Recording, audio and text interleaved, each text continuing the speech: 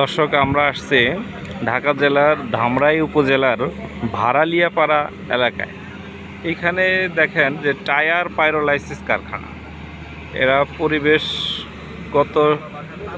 পরিবেশসম্মত ব্যবস্থাপনা নিশ্চিত না করেই অপরিকল্পিত উপায়ে এখানে টায়ার পাইরোলাইসিসের মাধ্যমে আশপাশের পরিবেশ দূষণ করে চলতেছিল। তো আমরা আজকে আসছি এদের দূষণ কারখানা বন্ধ করার জন্য। এক্সকেভেটর দিয়ে এদের কারখানা ঘুরিয়ে দেওয়া হচ্ছে। আপনারা জানেন এই টায়ার পাইরোলাইসিসের ফলে কার্বনের কণা বাতাসে ছড়িয়ে পড়ে আশপাশের পরিবেশ মারাত্মকভাবে দূষিত হয়।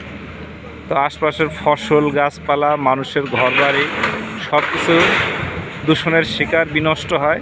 তো এই ধরনের কারখানা পরিবেশগত ব্যবস্থাপনা নিশ্চিত না করে কোনো ক্রমে করার সুযোগ নেই। তো এগুলো মানুষের অজান্তে নির্জন এলাকায় ইদানিং হচ্ছে। সুনির্দিষ্ট তথ্য পেলে পরিবেশ অধিদপ্তর ব্যবস্থা নিয়ে থাকে।